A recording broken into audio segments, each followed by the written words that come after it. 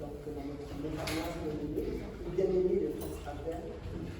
Franz Krachberg était un artiste né en Pologne, qui a connu de la guerre dans l'armée rouge et qui a immigré après la guerre au Brésil, où il a en face une carte de nationalité brésilienne. Et il a origine de nationalité brésilienne et il est devenu un très grand artiste brésilien, notamment en s'impliquant dans la défense de la forêt brésilienne, en dénonçant la déforestation brésilienne dès les années, fin des années 70 et les années 80. Et toute sa vie, il a milité pour défendre la forêt et lutter contre la déforestation à travers toutes les forêts du Brésil. Et il est vraiment devenu ce qu'il souhaitait être, un artiste militant mettant son art au service, et son art, bon, d'ailleurs c'est vrai, c'est un lapsus qui est révélateur, au service de la nature, et dénonçant sans relâche, et dressant les arbres brûlés qu'il allait ramasser dans les forêts pour en faire des totems, comme il disait, c'est des œuvres que vous voyez ici, qu'il a donné à la ville de Paris, pour continuer à porter ce message. Réveillez-vous, la planète est en danger. Et la première chose à sauver, ce sont les arbres et ce sont les forêts. Alors là, vous avez deux grands techniciens de la forêt qui vont vous parler de leur art, de leur livre, le dernier ouvrage publié par ces deux messieurs.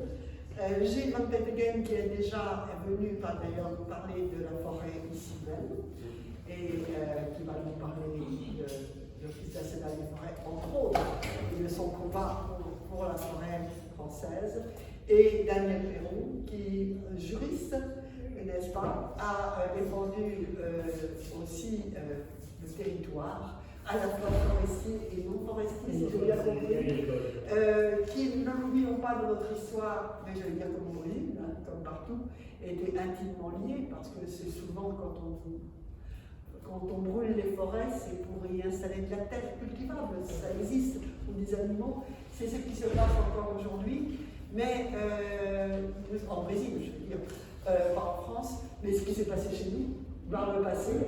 Et c'est vrai que nous sommes tous responsables de ce qui se passe en ce moment, de ce que nous pouvons encore faire ou ne pas faire.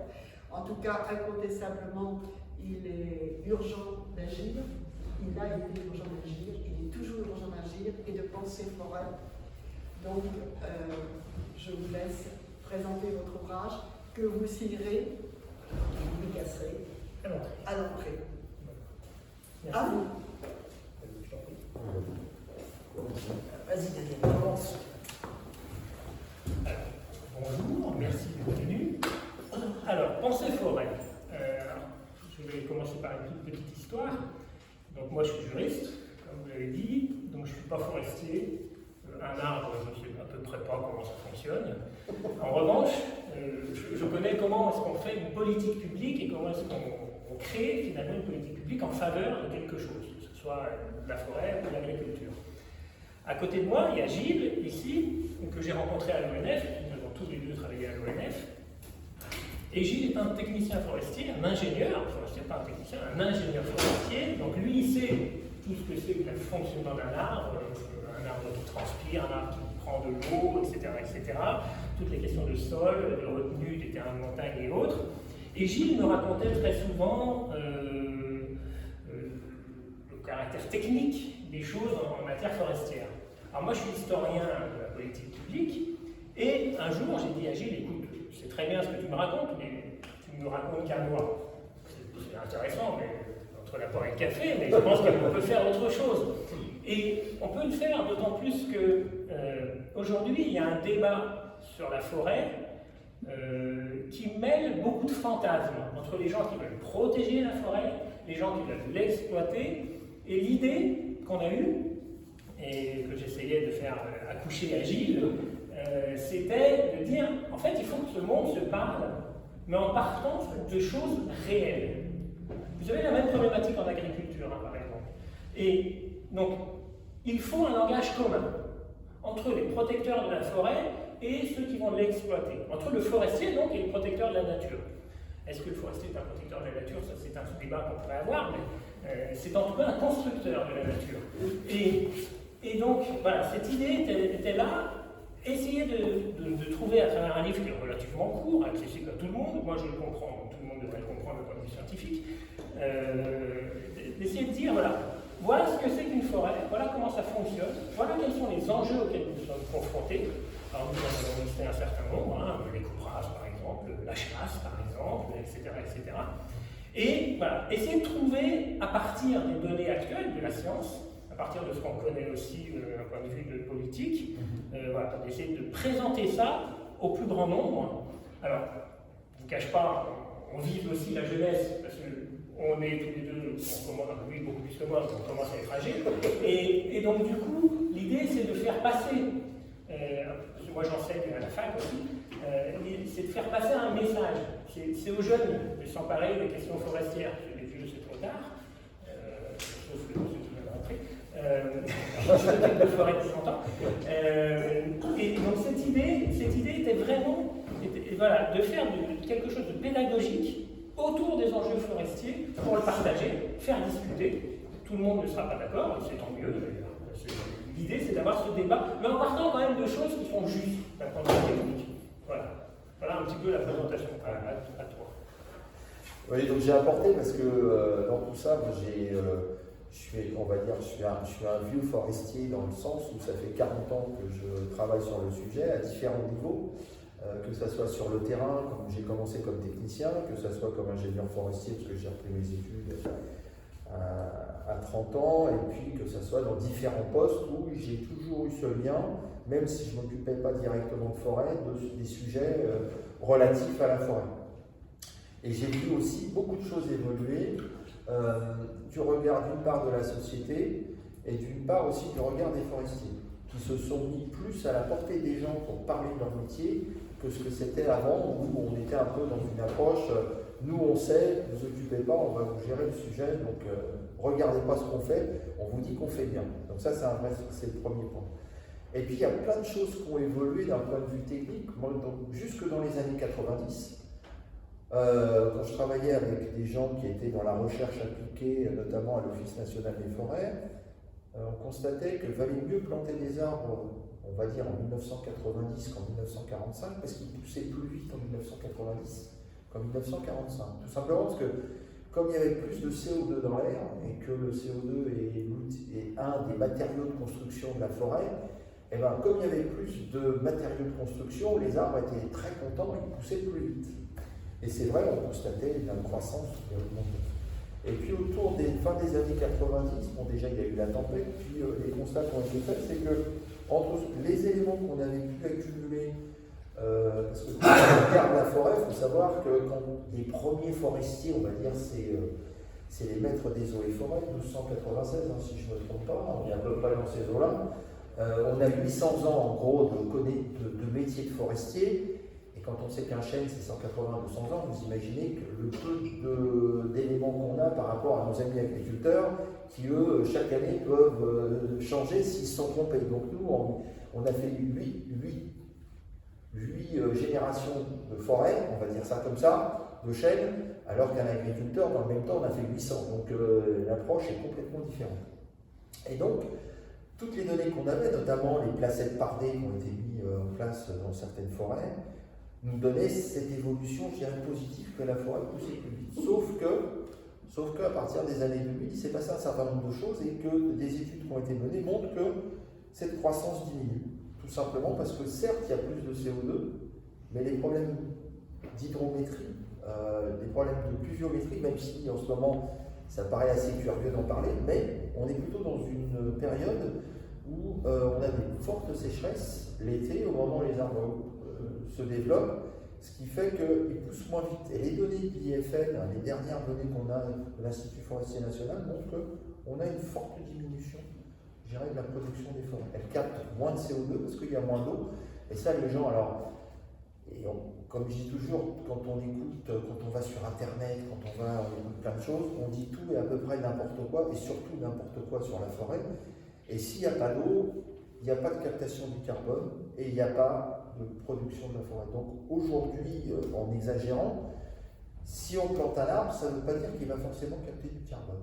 C'est-à-dire que, alors, j'exagère volontairement le trait, mais ça, Daniel a l'habitude, c'est comme ça qu'on a travaillé ensemble, il m'a recadré un peu en me disant t'exagères toujours un peu, mais l'idée c'est ça, c'est-à-dire que le premier élément c'est l'eau, et si on n'a pas d'eau, on peut faire tout ce qu'on veut, la forêt, elle ne captera pas plus de carbone que ce qu'elle le fait actuellement. Donc on a une diminution de la croissance, les forestiers le voient sur le terrain, ils font des mesures, on a tout un tas de choses, et les mesures qu'ils font sur le terrain montrent que par rapport à tous les guides de sylviculture, à toutes les données scientifiques qu'on a pu accumuler, en fait, on a une diminution de la croissance des forêts qui peut aller jusqu'à la moitié de ce qu'on avait avant l'an 2000. Donc il y a un vrai sujet autour de ça. Et puis, moi j'ai constaté aussi, alors Daniel est dans les sujets politiques et stratégiques, mais moi j'ai vu l'effritement dans les services de l'État du sujet forestier. Pour vous dire, la plus grande région de France, qui est la région Grand Est, maintenant il n'y a plus que 31 personnes qui s'occupent des sujets forestiers dans les services de l'État. Je ne parle pas de l'ONF, je parle des services de l'État. Daniel a bien dit pour les personnels de l'ONF, à moins 40% des effectifs. Comme ils sont passés aux 35 heures, ça fait moins 50%. Mais il y a une érosion dans beaucoup de services départementaux de l'État. Il reste un forestier, et encore, pas toujours. Et puis, il y a eu une dégradation sur les formations forestières. Elle a été fermée, il a fallu réouvrir, alors qu'on a été le premier pays dans le monde à créer une école forestière à Nancy. En 1824, alors à l'époque ça s'appelait École Royale, mais c'était la première école, et en 2010 ça a été fermé parce que sur un coin de table, il y a quelques, je suis désolé Georges André, mais il y a quelques hauts fonctionnaires, sur un coin de table qui ont décidé de fermer cette école sans en parler aux politiques. Monsieur, sur votre honneur, je ne suis même pas sûr, en tant que haut fonctionnaire en retraite, que les responsables de ces crainteries soient réellement des hauts fonctionnaires. Si, j'ai les noms. J'ai les noms parce que l'un d'entre eux m'a cafeté les choses pour que j'agisse, pour qu'on rouvre quelque chose. Donc voilà. Il faut jamais dire que tu as les noms sur les données, parce que après, on te coupe la tête rapidement. Non, mais je peux donner les noms. Il y en a. On n'a pas donné les noms. On les a pas donnés, mais j'ai les noms, j'ai les Ils iront renoiser les yeux creusés dans quelques années. Voilà. Voilà. Non, mais il y a un vrai sujet autour de ça. On a eu un secrétariat d'État à la forêt. On a eu une direction de la forêt, l'espace rural et de la forêt. On a eu après, c'est un petit peu. Il y avait 2 sous-directions pour l'aval et pour l'amont. Après, ça s'est dilué et maintenant on a à peine 2 bureaux qui s'occupent de ça dans une sous-direction qui s'occupe à la fois de la bioéconomie et à la fois du cheval. Et on a un souci parce que le sous-directeur qui s'occupe de ça a dit devant les forestiers que la forêt ne l'intéressait pas. Donc on a un vrai problème de prise de conscience. Et on n'a même plus dans un ministère marqué le mot forêt. Dans les directions départementales, il n'y a même plus le mot forêt. C'est 30% du territoire et il y a un vrai sujet. Donc c'est aussi pour ça on va dire, une forme de réveiller les consciences. Donc c'est sûr que tout le monde ne sera pas forcément d'accord avec ce que l'on met, mais que si on n'a pas de forêt, on va avoir de très très gros problèmes. On l'a connu au 19e siècle, on en parle dedans. Tout ce qui était la restauration des terrains en montagne, s'il n'y avait pas eu l'économie dans nos vallées aujourd'hui, il n'y en aurait pas, il faut être très clair. On voit avec les inondations, on parle de la vallée de l'Arve aujourd'hui parce que ça inonde. Je ne vous dis pas s'il n'y avait pas de forêt, dans quel état ça serait. S'il y a eu des grosses inondations dans la Roya et dans la vallée de la Vésubie, c'est parce que peut-être les forestiers à l'époque du 19e siècle, ils n'ont pas allé parce que c'était le comté de Nice et c'était l'Italie, donc il y a des vrais sujets autour de ça. Et que les forêts en zone de montagne, elles sont aussi impactées par les évolutions du climat, par plein d'autres choses, et que si on n'y prête pas attention, les 400 000 hectares de ces forêts qui nous protègent risquent d'avoir des sérieux problèmes de disparition et les problématiques de feux de forêt. Donc, voilà. Et puis c'était aussi, je terminerai là-dessus, pour qu'on parle en positif du rôle de la forêt et des forestiers, parce qu'on en parle souvent chez les forestiers, il y a les rouges et les verts. Donc les rouges, c'est les pompiers, les verts, c'est les forestiers. Et on parle de la forêt quand il y a les rouges qui sont dedans, c'est-à-dire que ça brûle. Mais on ne parle jamais du travail extraordinaire des forestiers, publics et privés, qu'ils font pour éviter que l'été, la forêt brûle, parce que c'est du travail qui ne se voit pas. Et ça, je pense qu'il faut remettre, je dirais, l'église au milieu du village, et je pense que c'est un des éléments aussi de rendre aux forestiers l'importance, parce qu'on peut les critiquer, c'est sûr, moi le premier, on peut s'améliorer toujours, mais si on a des belles forêts aujourd'hui, c'est parce qu'il y a eu des forestiers qui ont travaillé dedans depuis de très nombreuses années, et on n'aurait pas, je dirais, les belles futaies cathédrales, on peut critiquer parce que c'est plus dans l'air du temps, mais si on n'avait pas eu les forestiers, on n'aurait eu jamais les futaies cathédrales comme celle de Senon, je les connais aujourd'hui. Voilà, j'ai terminé parce que sinon je peux faire 2 heures. Je vais rajouter, parce que ça, c'est pour moi l'élément central de la discussion aujourd'hui sur la question forestière. La forêt, ce n'est pas la nature au sens naturel, c'est pas l'Amazonie. Déjà, l'Amazonie, on discute, est-ce que c'est vraiment naturel, est-ce que c'est pas anthropisé, etc. Et là, ça se discute beaucoup, on regarde la population qui... Il y a beaucoup de questions dans celle-ci aussi. Oui, voilà. Mais en France, en tout cas, la forêt, c'est un construit complet des forestiers, et privé ou public d'ailleurs. Mais c'est une construction territoriale, au fond. Et lorsqu'on parle de couper une forêt, souvent ça choque d'un point de vue d'abord paysager, parce qu'on dit mon paysage a disparu. Il faut juste se rendre compte que nos grands-parents, nos arrière-grands-parents ne connaissaient pas la forêt que nous connaissons. C'est-à-dire qu'eux-mêmes seraient un peu perdus, peut-être pas dans les très grands massifs, peut-être la forêt de Senonches ou autre, mais autrement, on a une emprise de plus en plus grande de la forêt. Et puis des forêts qui ont été complètement construites. Vous parliez de Senonches, on peut parler de la forêt de Tronchet. La forêt de Tronchet est un construit complet du pouvoir royal entre le XVIIe, enfin plutôt le XVIIIe siècle d'ailleurs, après à la fin du XVIIe. Et c'est un construit complet, ça n'existait pas sous cette forme avant. On l'a construit pourquoi? Pour faire la marine, sauf que lorsqu'on plante un chêne en 1780 en 1680 ou en 1704 par exemple, eh ben, on ne se rend pas compte que lorsqu'on va récolter le chêne un siècle et demi plus tard, finalement la marine n'a plus besoin du bois. Et donc la forêt elle a été construite pour un objet que le temps long en fait ne permet pas de comprendre, d'envisager éventuellement. Et ça c'est un débat aujourd'hui politique très très fort, parce qu'on a encore cette idée qu'il faudrait, par exemple, qu'on dénonce, que moi je dénonce depuis toujours, qu'il faudrait adapter la forêt à l'industrie. Planter un arbre aujourd'hui, dites-moi ce que sera l'industrie dans 40 ans si vous... voilà. C'est un peu à ça que joue une partie de l'administration et du politique, tout ça est mêlé évidemment, et de l'économique. Mais c'est cette idée-là contre laquelle on se bat, c'est-à-dire, certes c'est un construit, mais c'est un construit qu'il faut qu'on arrête de penser au sens de maîtrise de la nature qui est complètement issue de la pensée des Lumières et autres par ailleurs.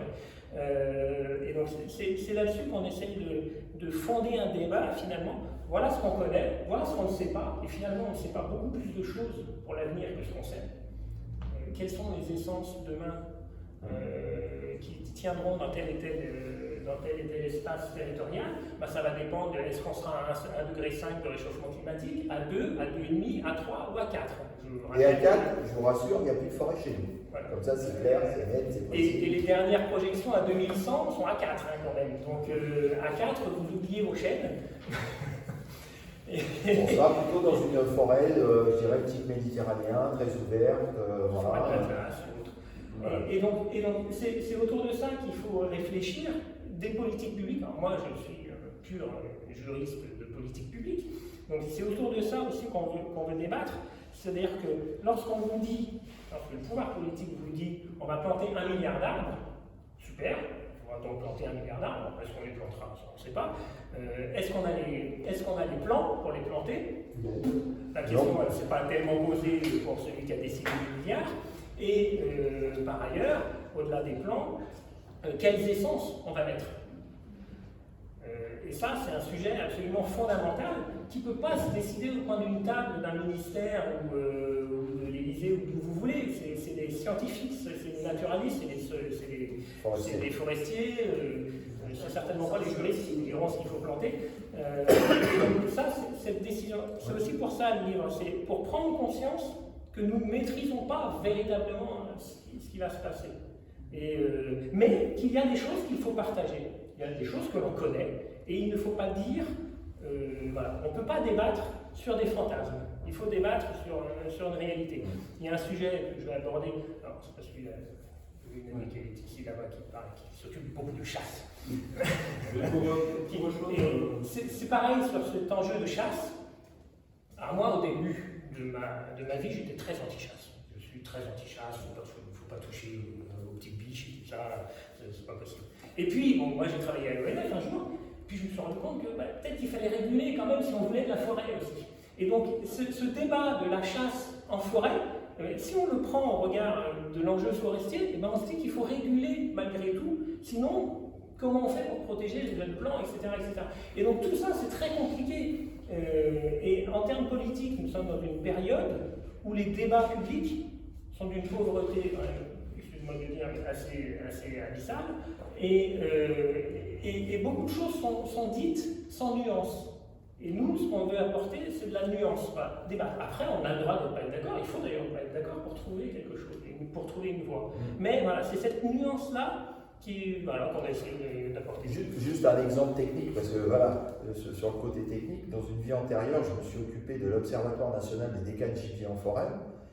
Et quand j'ai vu les résultats, notamment le département des Vosges, quand j'ai vu les résultats de ce qu'on appelle l'abrutissement, c'est-à-dire c'est le fait de manger les jeunes plants ou les jeunes régénérations, le fait des frottis, ça c'est plus quand on est sur des animaux, des arbres plus adultes. Les arbres plantés avaient une chance sur 10 d'arriver jusqu'à l'âge adulte. Donc on était dans une situation dans les Vosges de se dire c'est pas la peine de planter des arbres parce que de toute façon la possibilité qu'ils arrivent à l'âge adulte, c'est pas possible. Tellement il y avait une pression de la faune sauvage dessus. Alors c'était beaucoup des grands cervidés, les cerfs et biches. Et ça c'était une difficulté à faire comprendre, c'est-à-dire qu'à un moment donné, c'est pas si on est dans une dimension où on dit mais oui, il faut avoir des animaux parce que c'est joli, parce que c'est ceci, parce que c'est cela. Oui, mais dans une paire d'années, comment on va renouveler la forêt parce qu'il n'y aura rien en dessous. Et je vous invite, alors maintenant c'est vrai que c'est une entreprise plutôt privée qui le fait, mais si vous allez à l'espace Rambouillet pour voir des animaux parce qu'ils sont parqués dans un territoire qui fait 250 hectares, vous allez voir plein de choses dedans, et ben vous allez voir le sol, vous avez l'impression de marcher dans votre salon, il n'y a que de la terre, il n'y a que rien, parce que les animaux sont nourris. Donc si on a une surfréquentation des animaux, ça devient dramatique. En Eure-et-Loire, on a eu le problème, on a même fait une battue à une époque pour tuer des biches parce que c'était infernal. J'ai vu dans une forêt proche de quelqu'un qui faisait que de la chasse dans sa forêt, voilà, à Chambron-en-Gâtine, on ne va pas citer, c'était hallucinant. Nous, on mesurait pour voir, on faisait le suivi de nos régénérations dans la forêt d'à côté à Montéco, et quand on mesurait chaque année, c'était dingue, les plants ils diminuaient. Ils ne grandissaient pas, ils diminuaient. Et quand on regardait, on avait une belle pelouse taillée, tout à la même hauteur. On était obligé de clôturer une régénération naturelle, alors que l'objectif, si on dit naturel, c'est qu'on ne clôt pas, parce qu'on avait des arbres de 50 animaux dans la forêt d'à côté. Donc on les a vus un matin, c'était la moissonneuse batteuse, ils se mettaient tous en rang, et hop, là, ils prenaient la parcelle en entier. Donc il y a un vrai sujet autour de ça. Je dis, c'est pas abattre tous les animaux, c'est qu'à un moment donné, ou alors, moi je veux bien, on remet des ours, on remet des loups, mais je suis pas sûr que ça soit forcément bien marché. Voilà. C'est ce que j'allais dire, j'allais apporter la contradiction à mon camarade.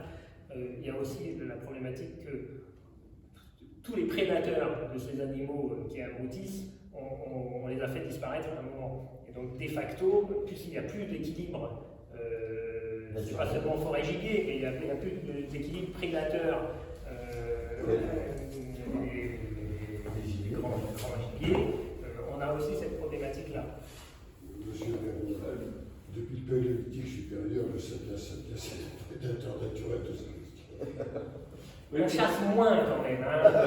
Le breton que je suis connaît bien les porcheries, beaucoup moins les cerfs. Simplement pour avoir commis un petit livre sur la forêt de Semonche que nous nous parlions il y a quelques minutes en Eure-et-Loire, je sais qu'au moment où j'ai parlé du XXe siècle et des problématiques de la forêt que vous êtes en train d'évoquer, on m'a dit il n'est pas question de parler de la chasse. C'était un sujet tabou. Je ne suis pas chasseuse, je suis comme un toi. sujet très compliqué. Mais effectivement, il ne fallait surtout pas en parler. Or, je pense que chasse et forêt sont indissociables. Nous avons eu ce débat. C'est une question de dialogue. Voilà. Nous avons eu ce débat. Faut-il parler de la chasse? Comment faut-il parler? Alors, pour tout vous dire, moi je voulais taper un bras raccourci sur. Je ne suis pas chasseuse. Non, mais il faut en parler. Moi, je voulais taper sur la chasse à court, et là, on a par exemple un désaccord tous les deux. Très clair, lui, il est trop. Alors, je m'en trouve un peu Dans l'article L420-1 du Code de l'environnement, il est bien précisé la fonction culturelle. Ouais. Bon, alors, la fonction culturelle, on pourrait en parler. Il reste quand même des prédateurs, parce qu'on a des fonctionnaires, des insectes qui dévorent les arbres. Oui. Et pas l'autre. Pour rejoindre, je vous prie, pour rejoindre ce que je disais, effectivement, quand je suis arrivé au ministère de l'Agriculture, il y avait des DAF, on appelle les directions départementales de l'agriculture et de la forêt. D'un côté, il y a les DAF aussi. Et effectivement aussi, l'ONF est passé d'une cellule étatisée à un EPIC, donc avec une comptabilisation. Et en 40, on peut le voir aussi en 40-50 ans, on est passé d'une forêt qui n'était pas gérée du tout, enfin gérée correctement ou telle que, à une forêt, comme je disais, de loisirs, où on a maintenant des espaces pour les citadins, pour se balader, etc., avec des petits panneaux. C'est un peu Disney Forest. Ouais, on est dans des. Mais ça, c'est la multifonctionnalité de la forêt. Ouais, si vous regardez bien, je ne sais pas pour ceux qui savent, quand le brame du cerf en forêt, c'est les Champs-Élysées le soir. On se rend compte. Alors Il y a eu beaucoup d'étapes entre les deux, je pense. Il y a eu beaucoup d'étapes entre les deux. Il y a eu, effectivement, on parle de dialogue. Le dialogue n'a pas été au jour, a été très simple. Et il y a eu vraiment des époques qui ont été des époques. Il y a une opposition historique. Très forte. Enfin, depuis 2 siècles en tout cas, une opposition agriculture-forêt. Déjà. Alors, moi, je dis que ça, en tant qu'historien, je dis toujours, vous savez beaucoup mieux que moi. Non. Si, je sais que vous savez mieux que moi. Mais, la révolution néolithique amène, par définition, l'agriculture. L'agriculture, c'est quoi d'autre que de se battre contre la forêt? Voilà, on défriche, et puis on le voit aujourd'hui. Ça se passe encore. Ça se passe encore dans un certain nombre de pays, le Brésil malheureusement, mais là en Indonésie ou ailleurs. Et donc cette lutte agriculture-forêt, elle a toujours, en réalité, elle est intrinsèque même aux deux activités. Là où ça s'est empiré, c'est à partir du 19e siècle, c'est la révolution en réalité du 19e siècle, c'est la fin des communs et le fait qu'on ait enlevé les animaux des forêts. C'est-à-dire que jusqu'aux dans les années 1820, finalement, on avait encore des animaux dans les forêts. On laissait les animaux paquets. Alors, ça, on commençait à se battre contre, mais on laissait. À partir de 1827, c'est terminé. On fait 2 espaces séparés. Et ces 2 espaces-là, effectivement, en l'espace de 2 siècles, on va être bientôt au bicentenaire du code forestier, en l'espace de 2 siècles, c'est 2 cultures très différentes qui se sont construites. Entre d'un côté le temps long et de l'autre côté le temps de plus en plus court de la révolution annuelle, etc. Et donc, ce dialogue-là il est très compliqué, avec en plus la problématique du gibier qui est en forêt, qui va manger, qui fait des dégâts de gibier. Voilà. Ce qu'on oublie toujours de dire, c'est que le dégât de gibier en agriculture, il est indemnisé, alors que le dégât de gibier en forêt ne l'est pas. Ça, moi j'interroge les gens qui sont au ministère de l'Agriculture, j'y ai été aussi, ne t'inquiète pas, mais pourquoi ces deux traitements, qui sont d'un point de vue intellectuel assez étranges, pourquoi est-ce que d'un côté on indemnise et pas de l'autre, comme si la forêt n'était pas économique, au fond. Alors que le discours, il est ultra économique, mais on n'indemnise pas le dégât économique de l'amortissement. Ça, c'est quelque chose d'assez troublant quand on vient y réfléchir. C'est juste une question comptable, selon moi, si Bercy dit non. Mais ces questionnements-là, aujourd'hui, avec la difficulté donc, de régénération qu'on va avoir, le numéro 2 de l'ONF écrivait il y a pas plus tard que 4-5 mois, qu'aujourd'hui, la régénération naturelle, il ne fallait plus compter dessus. Quand le numéro 2 de l'ONF dit qu'il ne faut plus compter sur la régénération naturelle, on a le droit de s'inquiéter. Malgré tout, parce que normalement, ils sont prudents, ils ne s'expriment pas tellement de manière publique, ces gens-là. Et donc, quand lui dit ça, il faut s'inquiéter vraiment de qu'est-ce qu'on va créer, qu'est-ce qu'on va faire. Pour ça, nous, on a des orientations, mais encore une fois, toujours partir de la réalité et essayer de penser ce qu'on peut faire. C'est pas facile, hein. Et nous nous tromperons forcément. Il faut être clair là-dessus, nous nous tromperons forcément. Ce sont nos enfants et nos petits-enfants et nos arrière-petits-enfants qui géreront les bêtises que nous faisons.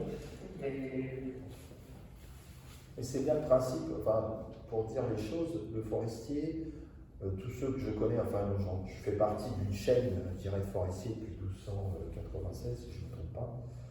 Et il y a toujours eu la volonté de bien faire, c'est-à-dire de se dire ce que je fais, c'est pour améliorer ce qu'on m'a transmis. Donc ça, c'est ce point-là. Et c'est un petit peu comme, je dirais, le bourgeois gentilhomme, on a fait de l'environnement sans le savoir, en fait. Et si on a une certaine qualité en termes de biodiversité, alors on peut toujours en discuter, on peut toujours dire qu'on aurait pu mieux faire et tout, mais quand on regarde dans les massifs forestiers, c'est là où il y a les plus grandes zones Natura 2000, c'est là où il y a il y a beaucoup de réserves biologiques. Quand il y a dans les parcs nationaux, qu'est-ce qu'on y met aussi, l'importance de la diversité qu'il y a en forêt. Donc il y a quand même ce côté que les forestiers, de par leur pratique, de par l'approche qu'ils avaient des choses et de leur pragmatisme, on a quand même faire quelque chose qui est quand même pas si mal que ça. Après, on peut toujours mieux faire, mais vu la durée, je dirais, de la rotation forestière, je pense qu'on n'est pas si mauvais que ça. Après, il faut arrêter de leur taper dessus. Moi, c'est ce que je dis toujours, je dirais, à des membres de diverses associations. À un moment donné, à force de taper sur le forestier, à force de critiquer ce que les forestiers font d'une manière générale, vous allez avoir une réaction qui n'est peut-être pas forcément la bonne. C'est le politique va tourner le kazakh et va dire les forestiers, on les fout dehors, et puis on va faire autre chose. Et je ne suis pas sûr que le faire autre chose sera forcément meilleur. Donc je pense qu'à un moment donné, il faut savoir raison garder. On a des gens qui vivent un métier passion. Vous ne verrez jamais un forestier qui vous dira c'est la forêt, non, il dira c'est ma forêt, c'est dans la... Voilà, il y a une notion, je dirais, de lien énorme avec la forêt. Moi je connais des collègues, Patrick Collot par exemple, il y a des gens comme ça qu'il faut absolument garder, et je pense que c'est pas forcément bien de tout le temps leur taper dessus et de les mettre en difficulté. Je dis pas qu'on ne peut pas s'améliorer, mais à un moment donné, il faut arrêter de taper sur les gens, parce que le politique a toujours une réaction assez curieuse, c'est-à-dire que si on tape dessus, c'est qu'ils sont vraiment mauvais, donc on les vient. Et après, je ne suis pas sûr que si vous avez la Caisse des dépôts qui devient gestionnaire de toutes les forêts domaniales, que les gens vous soyez ravis de la manière dont ils pratiquent leur gestion forestière. Voilà. C'est pas sûr de l'idée.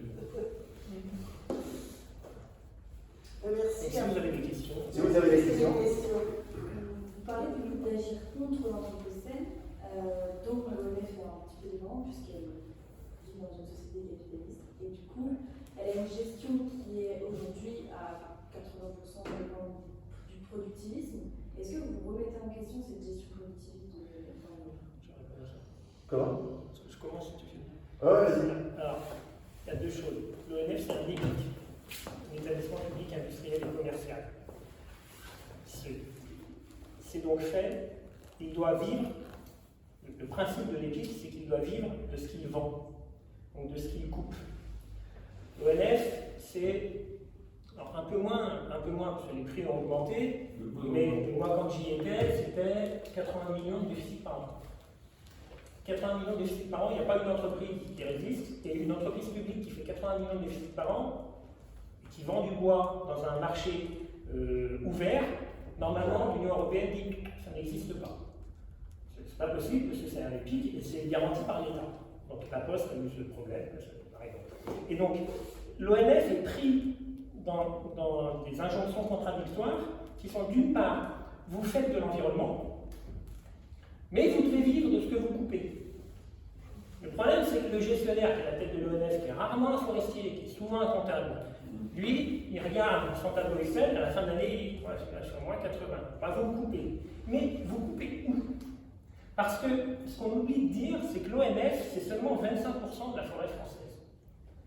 25% du total de la forêt française. Sur ces 25%, vous avez une grande partie de forêts qui sont très peu exploitables, alors, soit parce que ce sont des réserves biologiques ou autres, soit parce que c'est en montagne et que c'est cher. Et donc, on va aller décapitaliser, on va le faire très clair, hein, on va aller décapitaliser dans le Grand Est, ou du côté nord de la France, parce que c'est plus facile de récolter. Et donc là, on a toujours ça. Le gros problème, c'est que l'État ne paye pas ce qu'il doit à l'ONF. En principe, alors il y a ce qu'on appelle une subvention équilibre, mais il y a d'autres, il y a ce qu'on appelle les MIG, les missions d'intérêt général, qui doivent être payées par l'État. Qui ne paye pas l'ONF? Le ministère de l'Environnement. Qui ne paye pas sa quote-part. Il faut pleurer tous les ans pour que la quote-part, et je peux vous dire qu'il y a du retard. C'est historique? C'est historique. Le ministère de l'Intérieur, moi, la forêt, je m'en fous, etc. Et donc, en réalité, on a une construction d'un EPIC qui fonctionne, certes, avec le bois. Ça a fonctionné très bien jusqu'à 1999. Puis là, la chute du cours des bois fait que ça ne fonctionne plus. Et donc, le modèle économique ne tient pas.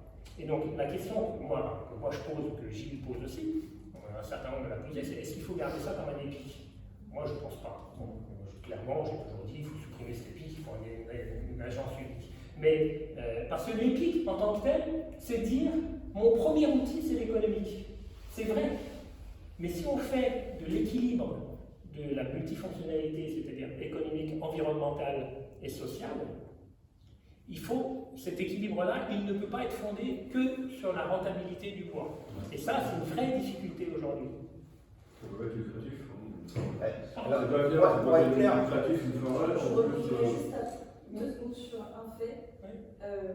Du coup, est-ce qu'on peut parler de la polémique qui consiste à dire de la privatisation de l'ONF aujourd'hui qui se questionne et de la rendre... Le problème, c'est que privatiser l'ONF, en soi, ça serait pas grave. Faut pas s'inquiéter, je peux être un peu bizarre. Non, mais comme moi, ne vous inquiétez pas, c'est pour ça qu'on s'entend. Parce que l'ONF n'est pas propriétaire des forêts. L'ONF est gestionnaire de la forêt. Et donc, la forêt appartient à l'État. C'est le domaine privé de l'État. Alors, des forêts, on dit forêt publique, comme ça, mais en réalité, c'est des forêts privées de l'État. Mais c'est l'État. À la limite, l'État pourrait très bien dire, ça serait assez orthogonal, enfin assez correct juridiquement. Moi, j'ai ma forêt, je la mets en gestion à des privés, à des forestiers privés, mais dans le contrat, ils doivent faire ça. C'est un choix. À la limite, ça peut marcher. Le problème qu'on a, c'est est-ce que le privé, lui, est en capacité de faire autre chose que de la rentabilité d'argent? Alors là, moi, je pense que non. Mais l'EPIC, tel qu'il s'est transformé peu à peu, quand en 2016, on nomme un directeur pour supprimer 1500 postes, on ne nomme pas pour gérer les forêts. Il arrive à l'ONF et il dit moi je supprime 1500 postes. Le reste, excusez-moi de toute façon, rien à foutre. C'est ça la réalité. Et donc, il faut que l'État soit raccord avec ses idées. Soit il va au bout et il dit, je privatise ma gestion et basta, Soit il dit, bah, c'est quand même un bien. Alors, il y a un débat, moi je pense que la forêt devrait être, ça devrait être du domaine public, un petit peu comme les rivages de la mer, vous voyez, donc incessible, etc. C'est toujours cessible la forêt. Et donc, ce débat-là, au fond, l'État doit aller au bout de sa logique. Est-ce que c'est quelque chose qui est incessible ou est-ce que c'est quelque chose qui finalement est économique et va au privé? Mais aujourd'hui, dans notre logique, on est dans un espèce de... On est au milieu et ça ne fonctionne plus. Pour compléter le propos rapidement, puisqu'on en a la parole à Georges-André, mais pour compléter rapidement, il y a un élément majeur que l'État oublie, c'est l'importance de la présence des forestiers dans le tissu rural. On parle partout de l'abandon de la ruralité, de tout un tas de choses. Un exemple précis, quand j'étais responsable de l'ONF en Eure-et-Loire, on était 15, ils sont plus que 6. Donc voilà, ils sont passés aux 35 heures entre temps, donc ils ne font pas du tout la même chose, il n'y a plus de surveillance du territoire. On va avoir un gros problème parce que la nature ayant horreur du vide, si on n'a pas des forestiers qui sont là pour faire des missions de police, mais dans le bon sens du terme, de surveiller le domaine forestier, soit de l'État, soit des collectivités, soit même des privés pour certaines actions, à un moment donné, il va y avoir, comme il s'est passé, où tout le monde a crié au scandale dans les Pyrénées, des coupes comme ça, qui ont été faites sans que personne s'en aperçoive. Ben oui, parce qu'il n'y a plus de forestiers sur le terrain. Donc il y a une vraie problématique. La forêt, ça ne se fait pas dans un bureau, ça se fait avec les bottes aux pieds et le nez en regardant en l'air et en bas pour ce qui se passe. Et dans les missions du forestier, il y a toutes les missions de police. Et dans le monde rural, qui est-ce qui a été le dernier, jusqu'il y a quelques années encore, quand il y avait les maisons forestières, je vais en venir là-dessus aussi, c'était le forestier. Il faisait partie de l'activité du milieu rural. Il surveillait le territoire. Moi, j'ai été sur le terrain et j'ai travaillé avec les forces de gendarmerie. Pourquoi? Pas parce que j'avais découvert des problèmes, mais quand j'avais l'œil sur un événement qui me choquait, de quelque chose qui se passait en forêt, j'appelais les gendarmes, ils venaient, ils me disaient c'est pas votre problème, on reprend l'affaire. Mais on était là pour surveiller les territoires, dans le bon sens du terme. J'ai des collègues qui ont mis fin à des trafics de drogue parce qu'on découvre en plein milieu de forêt des plantations de cannabis forêt-domaniale dans des pots de fleurs. Tout va bien. Donc, mais s'il y a personne pour le faire, on va avoir des vols de bois, on va avoir tout un tas de choses. La problématique des feux de forêt, si on n'a pas des patrouilles, on peut raconter tout ce qu'on veut, on va mettre des caméras thermiques, on va mettre tout un tas de trucs.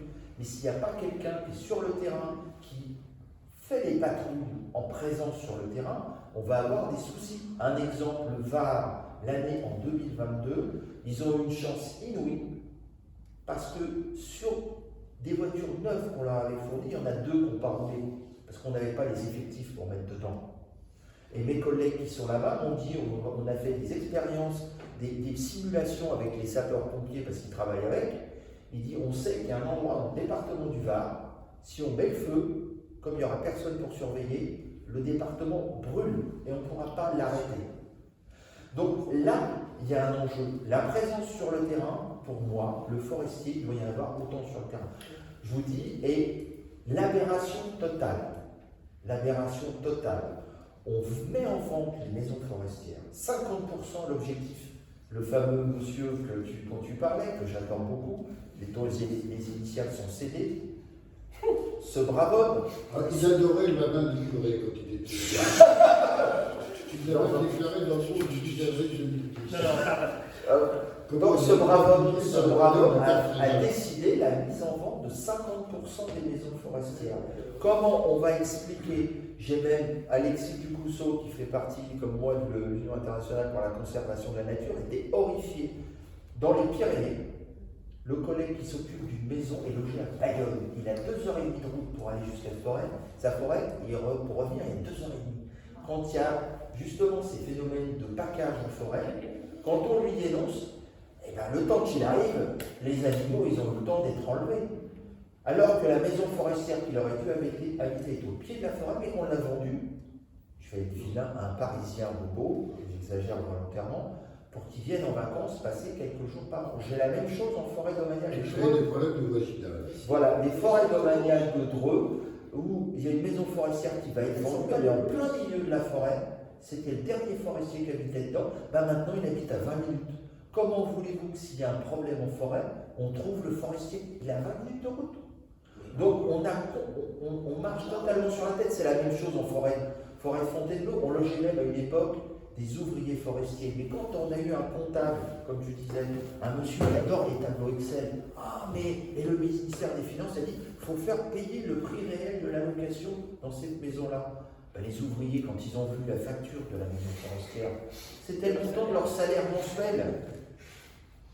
On les a sortis et on a vendu.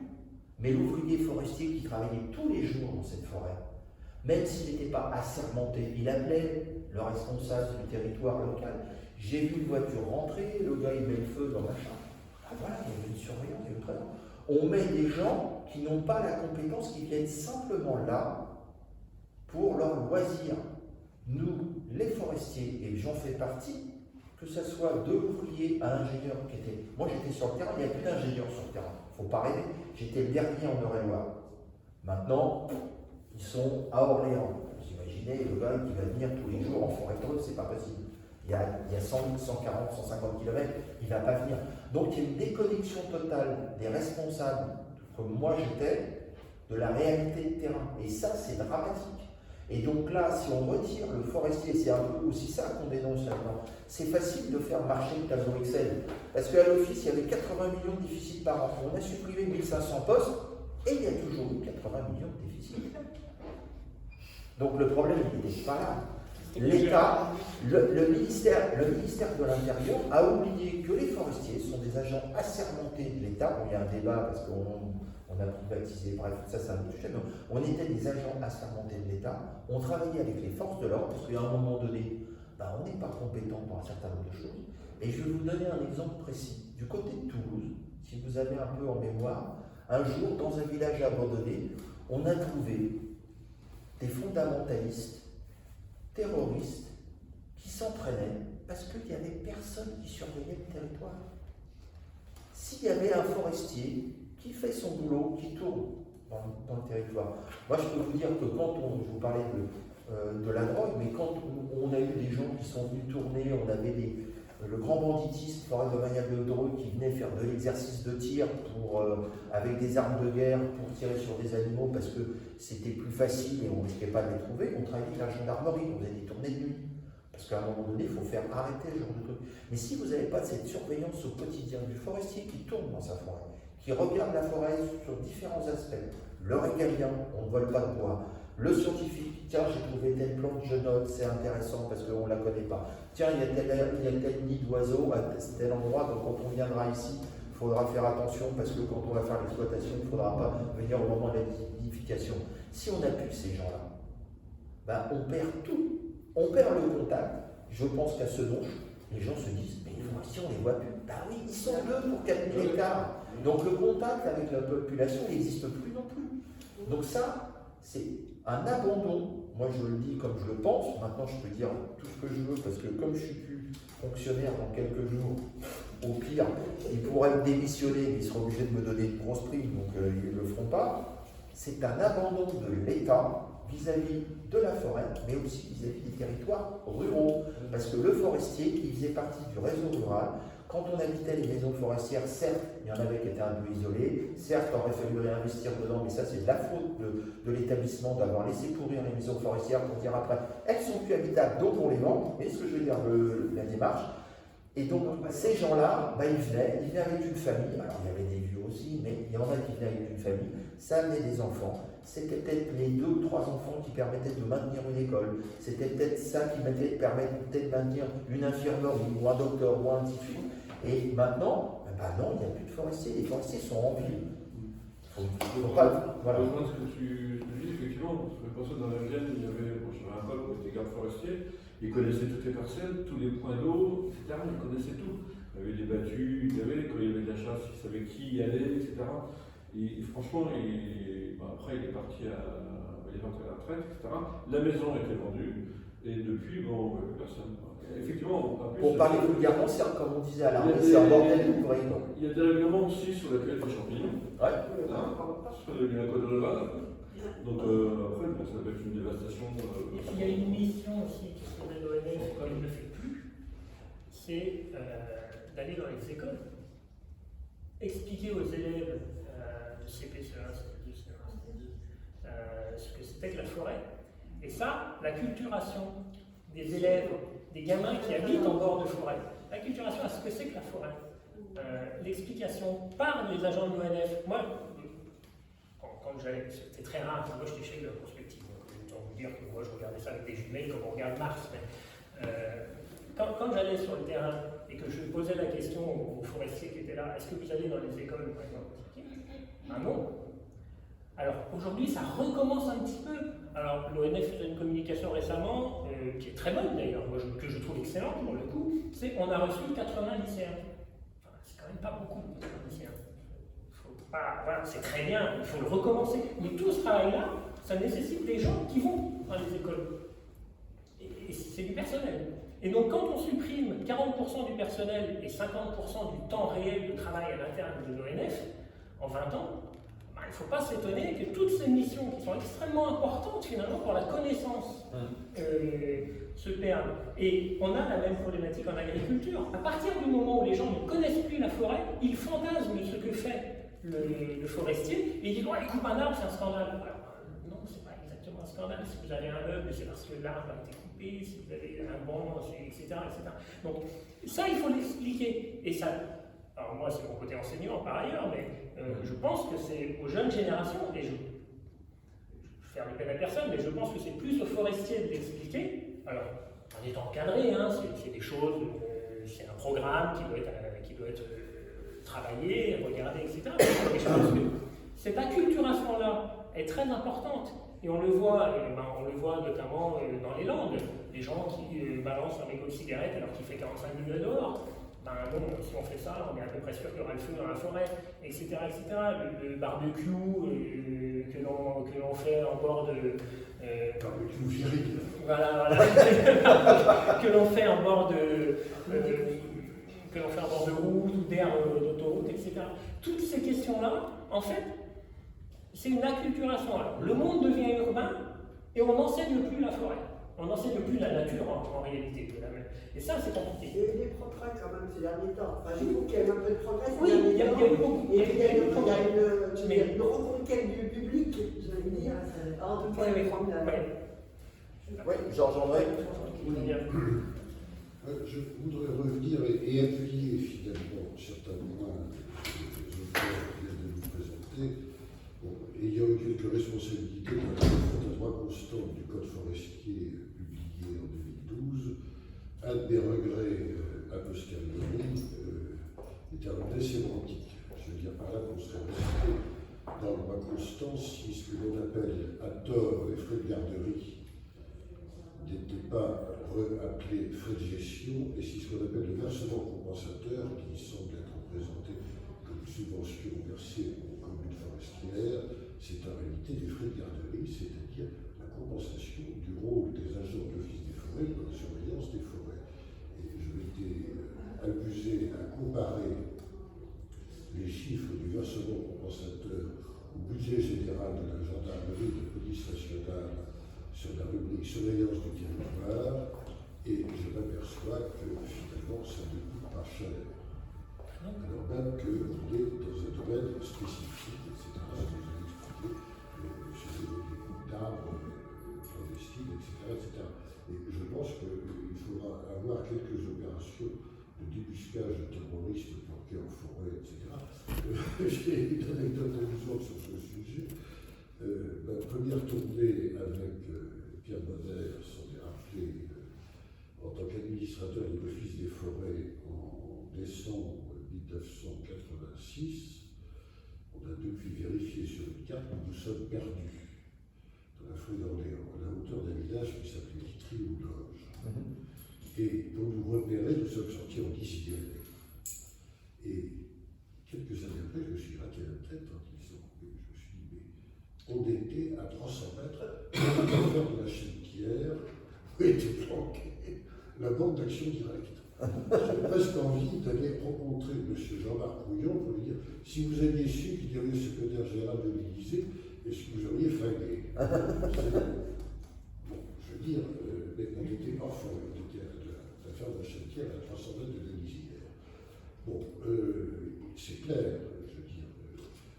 surveillance du territoire est fondamentale et il est urgent de revenir sur le taux de baptême des frais de garderie. Parce que j'entends des experts forestiers dire regardez, le véhicule coûte très cher, parce que, etc. C'est faux.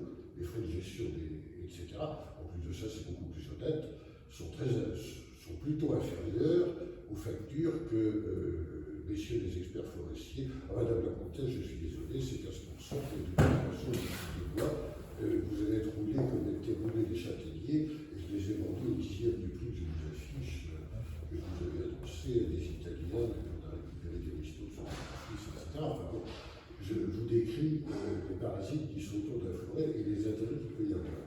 Mais je crois que ça, c'est quand même très important. Ce qui est très important, quand vous parlez de 400 hectares, je pense que vous êtes en dessous de la vérité sur le rôle des forêts de protection. Il faut quand même savoir que le législateur, sous prétexte d'archéologie préventive, a détricoté le statut des forêts de protection, notamment pour permettre des exploitations de gypse en forêt parisienne, c'est ce que j'appelle le décret Souris-Gypse, avec la complicité de l'éternel président de l'Office des forêts, qui aujourd'hui, Mme Pégard a dépassé des limitages, mais on l'oublie, qu'il a été socialiste autrefois, il est maintenant macroniste, demain il sera Rassemblement national, enfin bref, mais alors que c'est techniquement un bon forestier potentiellement, mais c'est une politique plus que discutable.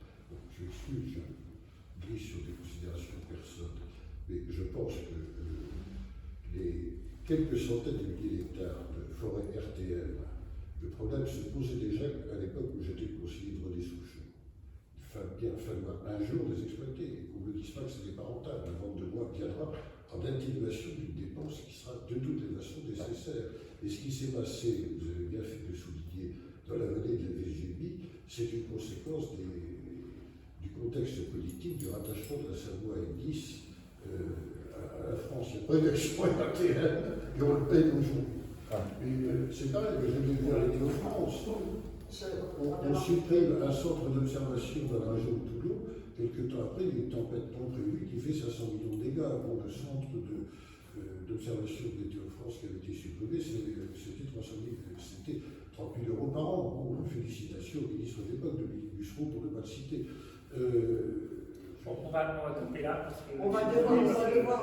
On passe à côté. Ça va mener jusqu'à la signature. Je suis désolé. En tout cas, merci à vous. Non, merci. On est tenu par les horaires